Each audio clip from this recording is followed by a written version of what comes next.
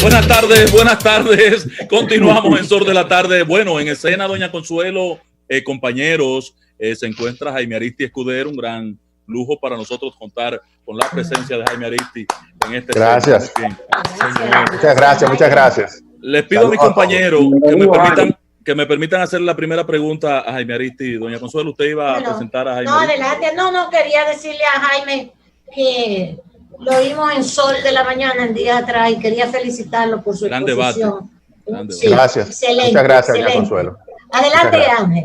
Jaime, yo me he atrevido a decir, sin mucha base científica, que hay unos 4 puntales que, gracias a Dios, lo teníamos a mano para enfrentar el coronavirus. Las reservas económicas del gobierno, los fondos que hemos tenido que utilizar, las visitas sorpresas, la reparación de los hospitales y tener a Punta Catalina.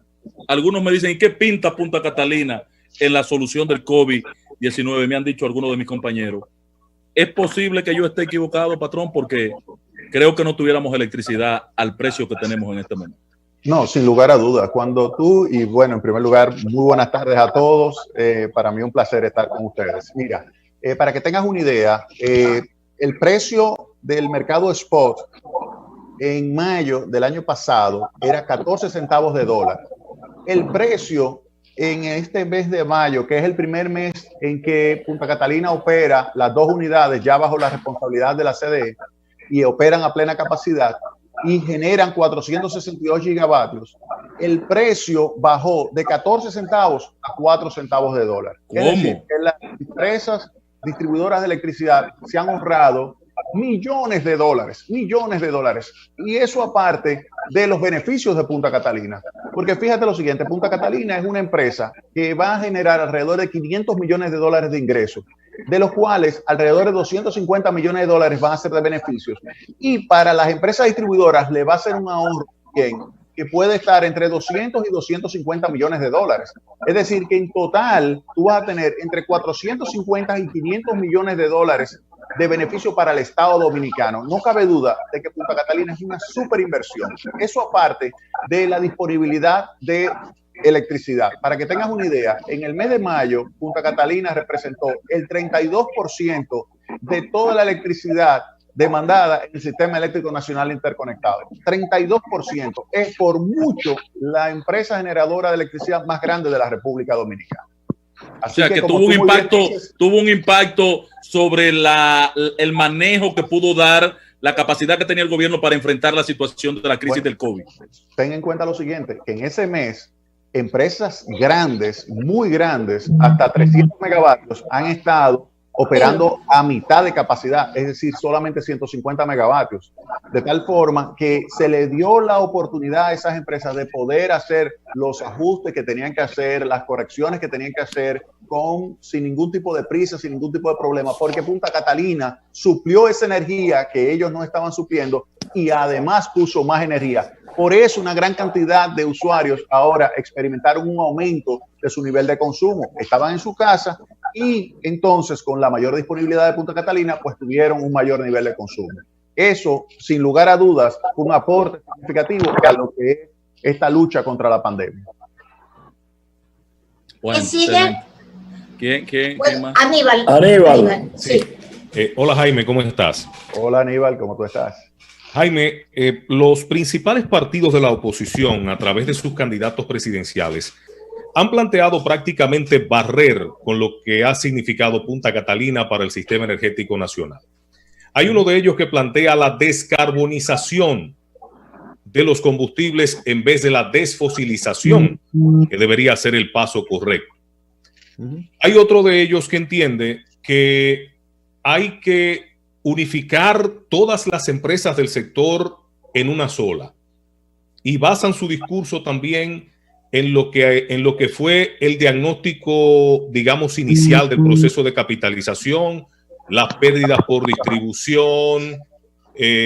Dicen que existe una capacidad instalada en este momento superior a la demanda de electricidad del país ¿Qué nos puedes decir tú en torno a estos ejes de propuestas por parte de la oposición? Mira, yo he visto muchas personas criticando a Punta Catalina. Muchos se opusieron durante el proceso de construcción, se oponen ahora durante el proceso de operación. Y yo te voy a decir lo siguiente, esas personas en los informes internos que tienen alaban Punta Catalina. Hay un informe que elaboró la Comisión de Energía del PRM, que yo tengo ese informe de esa Comisión de Energía, donde alaba a Punta Catalina, habla del déficit que tienen las empresas distribuidoras de electricidad y señalan que si se toma en consideración que el precio del mercado spot del año pasado fue de 16 centavos en promedio, eso es lo que ellos dicen, fue menos, pero 16 centavos, y lo compran esa energía al precio de Punta Catalina, que será alrededor de 8 centavos, esa reducción va a significar un ahorro para las empresas distribuidoras de $500 millones. Eso es lo que dicen en su informe.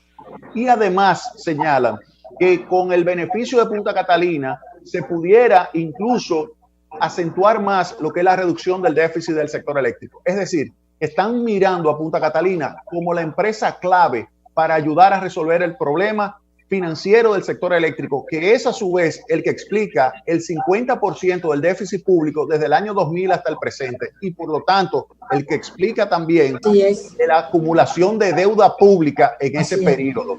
De manera tal que Punta Catalina, no cabe duda de que es una inversión extraordinariamente positiva, y todo eso que ustedes ven criticando públicamente, en realidad en el interior de los partidos o el interior de diferentes entidades que la critican hoy día, la alaban y reconocen el tremendo impacto positivo que tendría en un posible gobierno de ellos. Una cosa, sí, Jaime. Khalil, Pedro, ¿o puedo ir? Después de usted, don Pedro. Ok. Jaime, sí. Con la pandemia, tú que eres economista, y yo quisiera como irme por aquí. En la pandemia, que ha cambiado tantas cosas, y la visión también de los modelos económicos. Ahora, incluso leí a doña Margarita Cedeño, por cierto, que escribió un Twitter sobre una profesora que está planteando, y eso ya lo están planteando otros, que tiene que venir de nuevo el modelo a donde al Estado se le dé también más funciones que la que el modelo neoliberal le planteaba. Eso se está hablando. ¿Es así? Mira, no cabe duda de que el Estado va a tener un papel importante por el hecho de que hay que reorientar ahora el nivel de preparación de la mano de obra para poder enfrentar esto. Ustedes no se imaginaban que iban a estar haciendo este tipo de programa vía Zoom o cualquier otra de estas plataformas. Hace unos meses ni se lo imaginaban, pensaban que el que faltaba, que no podía ir a su casa, sencillamente no participaba en el programa. Pero ahora no, ahora esto significa un aumento de productividad, pero no todo el mundo tiene la capacidad de absorber lo que es el conocimiento necesario para poder utilizar esta tecnología. Entonces tenemos que utilizar la inversión por parte del Estado en educación para ayudar a que esas personas puedan adaptarse a lo que va a ser el nuevo mercado laboral. Pero también, no solamente en eso, Jaime, también se está planteando la nueva economía. Sí, correcto. Que también la participación del Estado en las inversiones para que el sector privado le caiga también atrás.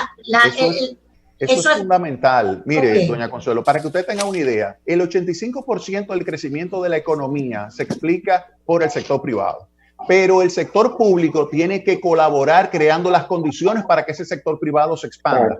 Un elemento clave son los fundamentos macroeconómicos, y ya muy bien lo estuvo señalando cuando comenzamos el programa Aníbal, o sea, creo que fue Ángel, porque lo señaló, los 4 puntos que él señaló, que son fundamentos macroeconómicos muy fuertes. O sea, la situación en términos fiscales, por ejemplo, tiene que tener la capacidad el gobierno de poder colaborar, ya sea, en este caso, transfiriendo recursos, primero identificando a la población, y en eso el FIUBEN te permite identificar a la población, luego transferirle con fase 1, fase 2 y los programas como el Quédate en Casa o el PATI, transferirle recursos a esos segmentos vulnerables. Pero no solamente eso, sino apoyar también al sector privado para que pueda expandirse y acelerar su ritmo de crecimiento y crear empleo. De manera tal que, como usted muy bien dice, doña Consuelo, el sector público ahora tiene muchísimo más importancia, tomando en consideración que la pandemia crea un impacto muy negativo sobre el tema de la distribución de los ingresos. Hay un aumento de la desigualdad y la única forma de enfrentar eso es si hay una participación muy activa del Estado en ayudar a nivelar las oportunidades para que puedan absorber estas nuevas tecnologías y puedan colocarse en lo que es la trayectoria de crecimiento. Pues esas son las cosas que a mí me gustaría que discutiéramos continuamente. Si Jaime fuera candidato, pudiera ser. Jaime. Bueno, perdón. Adelante, Cali. Para seguir con Pedro. Para seguir con el tema económico, tú que eres un especialista en la materia, la pandemia ha hecho una especie de revolución, pero a la inversa, en lo negativo, en todas las economías del mundo. Y la economía de República Dominicana, aunque la pandemia la encontró muy sana, con proyecciones de crecimiento, pues disminuyó estas posibilidades y los organismos internacionales hablan de que no creceremos, pero tampoco decreceremos. Se sometió a un presupuesto complementario y se elabora la proyección económica y se habla de una moneda que ha venido en las últimas semanas, meses. Pedro, que ya fue aprobado en primera lectura ahora mismo. Correcto, el presupuesto complementario. Entonces, se proyecta $1 a 57.25, algo así. En medio de lo que estamos viviendo, que la pandemia no quiere ceder, los retos económicos que ha de tener el próximo gobierno, ¿tú crees que sea posible que esa proyección que se haga se mantenga o la moneda norteamericana podría pasar el umbral de los 60 puntos si el tema del COVID-19 no cede, las economías siguen ralentizándose?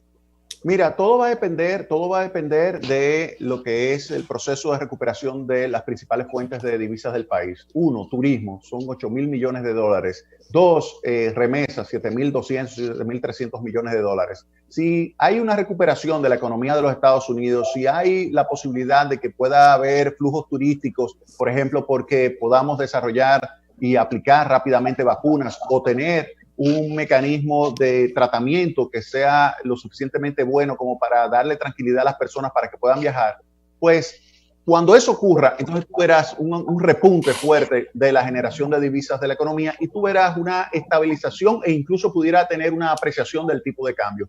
Si eso no ocurre o ocurre, digamos, dentro de 3, 4, 5, 6 meses, entonces tú vas a ver cierta depreciación, pero no es una depreciación súper acelerada ni nada por el estilo, es algo normal. Si tú ves la evolución desde el año 2000 hasta ahora, te vas a dar cuenta de que ha sido una evolución donde en promedio ha sido la depreciación de alrededor del 4% anual desde el año 2005 hasta el presente. Claro. Pero si tú tomas ahora que tú dices, mira, pero es un 8, es un 9% lo que tú estás depreciando, tú puedes decir sí, pero cuando tú lo comparas con el promedio, cuando tú lo ves a lo largo del tiempo, te das cuenta de que se suaviza. Es decir, que porque suba 10% en un año, eso no te debe dar dolor de cabeza. Para que tengas una idea, cuando se anunció en el Reino Unido el Brexit, en un solo día se depreció en 15% la libra esterlina. 15%. En un solo día. Entonces, que aquí se deprecie en 10, 12% en un año por esta pandemia, esto no es para nada. No hay que pues rasgarse la vestidura ni ir a correr detrás de los dólares. No, para nada. La economía dominicana es una economía muy flexible, como tú muy bien señalas. Es una economía que puede quedar alrededor de una variación de 0%, pudiera caer un 1%, pero la realidad es que tan pronto los Estados Unidos comience a reactivarse, que ya está sucediendo, claro, pues verás cómo se reanima. Pero si tú le añades una mejora de los flujos turísticos, entonces ya ahí en los últimos 5 meses del año, tú verás que vamos a tener una reactivación acelerada de la economía dominicana. Jaime, en ese punto que plantea Pedro, hay una realidad que este mes de mayo hay una manifestación extraña de que ha aumentado las remesas desde Estados Unidos y a pesar de que yo comparto ese criterio de que podamos terminar, doña Consuelo decía en -1 una referencia que ella hacía ayer del Banco Central, el crecimiento económico, cuando Gonzalo Castillo, que me imagino es tu candidato presidencial, también el equipo económico proyecta un crecimiento en el 2021 de un 8%, ¿es posible? Sí, ¿es claro, alcanzable? ¿Bajo qué parámetros, por ejemplo? Claro que sí. Mira, en primer lugar, tú tienes que mantener la estabilidad macroeconómica y en eso la meta de inflación se va a mantener.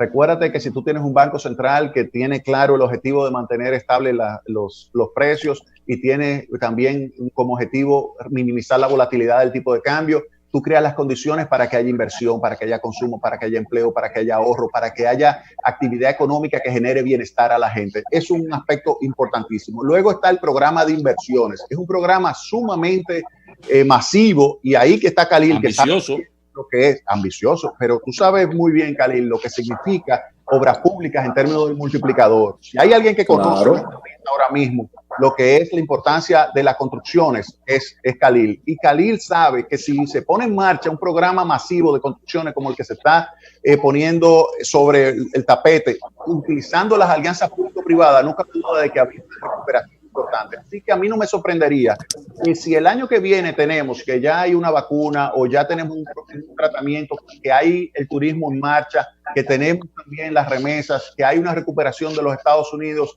que pudiera estar creciendo, por ejemplo, un 4% recuperándose con relación a este año. No me cabe la menor duda de que nosotros pudiéramos estar creciendo entre un 6 y un 8% el año que viene. Jaime, un saludo afectuoso. Debo decir antes que todo que en su momento fue la mejor propuesta de senador que tuvo la capital, Jaime Aristi Escudero. Jaime, hablemos de un tema de mayor aproximación a la realidad. Punta Catalina es un proyecto que está en una fase ahora mismo de inicio de operación y tú has proyectado con mucha pericia que tendría unos 500 millones de dólares de ahorro y que 250 más y unos 450 millones de beneficios entre el Estado Dominicano y sus instancias, ¿correcto?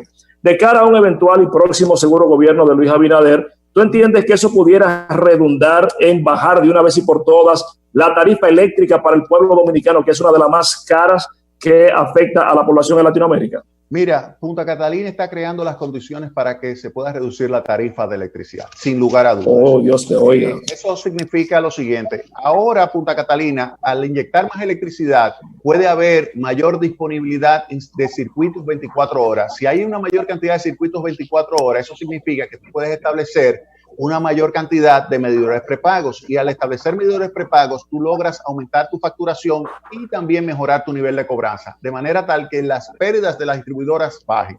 Si hay una reducción de las pérdidas de las distribuidoras y al mismo tiempo una reducción del pago por concepto de compra de electricidad por parte de las distribuidoras debido a la reducción de precios que está produciendo Punta Catalina, esos dos elementos sin lugar a dudas se van a traducir en una reducción de la tarifa de electricidad.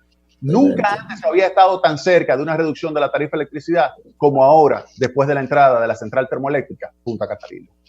Aristi. Espérate, que Aníbal te dio la palabra. Patrón, Aníbal. su permiso, patrón. Adelante, puede Jaime, muy propicia tu presencia, sobre todo porque el buen amigo Khalil Michel ha dicho aquí públicamente que pone en dudas ese programa de construcción de 100,000 viviendas por parte de Gonzalo Castillo, de ganar la presidencia de la República. Entonces tú, como parte del equipo económico de Gonzalo, esta cátedra a domicilio viene muy a bien, muy a propósito para el hermano Khalil. Entonces, complemento mi pregunta con lo siguiente. O sea que Jaime arquitecto. Hablo de la construcción, de la factibilidad económica, Khalil. Factibilidad. Lo que pasa es que tú eres arquitecto y a veces quieres ser economista, pero aquí no, líder, arquitecto y abogado.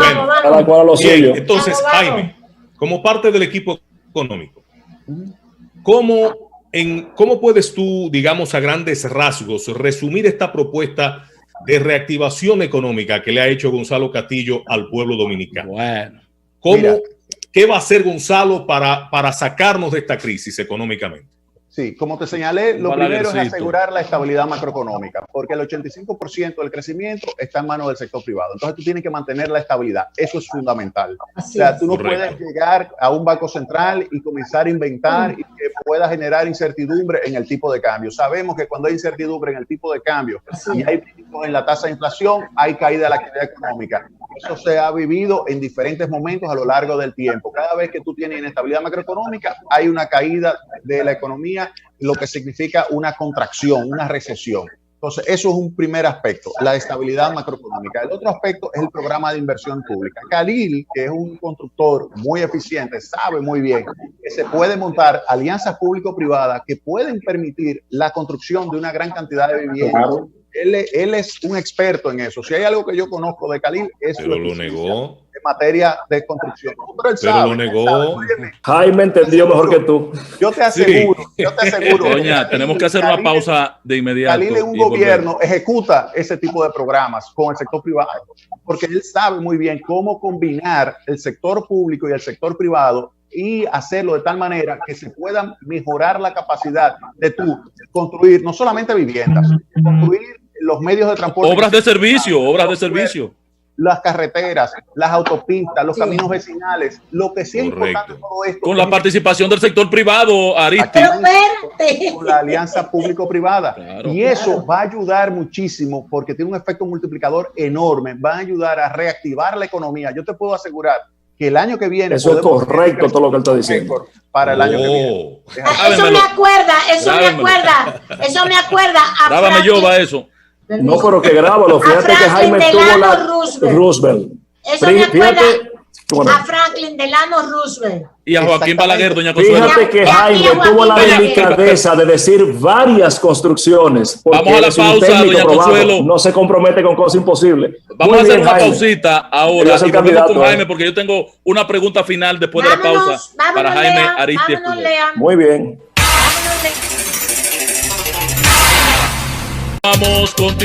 Continuamos en Sol de la Tarde, son las 4:37 minutos. Doña Consuelo, compañeros, permítanme al cierre de esta intervención de Jaime Aristi Escudero, hacerle una pregunta, porque si no me daría un infarto de camino a Santiago esta noche.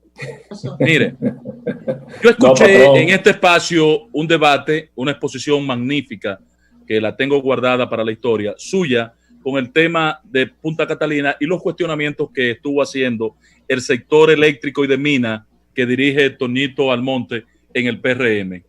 Y se cuestionó un tema que yo quisiera que usted lo aclare nada más, un solo tema. Cuando conocimos Punta Catalina, se habló de un proyecto de 680 megas, 2 motores, 2 generadores. Luego se confirmó un proyecto de 720 megas y una capacidad de en potencia establecida que ahora dice Tonito Almonte que tiene un déficit de 20 megas en la potencia. ¿Cuál es la realidad? ¿Cuál es la situación? Y dennos una explicación, porque la verdad que no entendimos por qué sacar al debate un asunto en prueba, una planta en prueba, por un déficit tan insignificante. No, la realidad es que es todo lo contrario a lo que dicen ellos.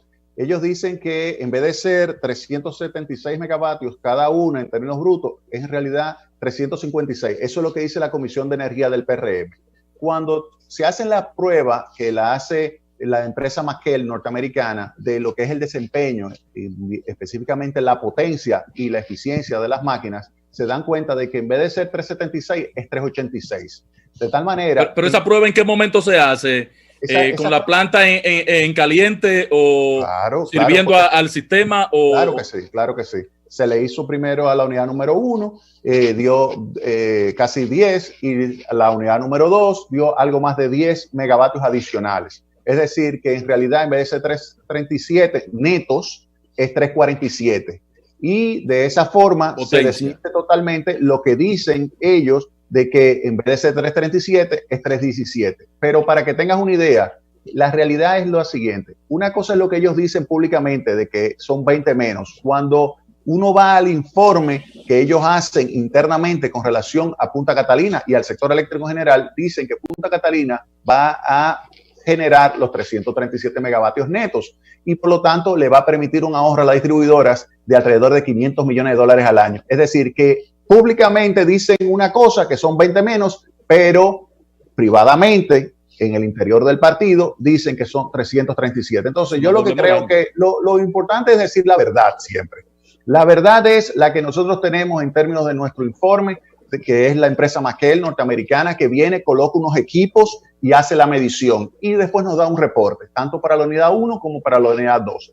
Ambas tienen 10 megavatios más, es decir, que nos van a permitir obtener entre 9 y 10 millones de dólares adicionales al año de beneficios para la central termoeléctrica Punta Catalina. Esa es la realidad.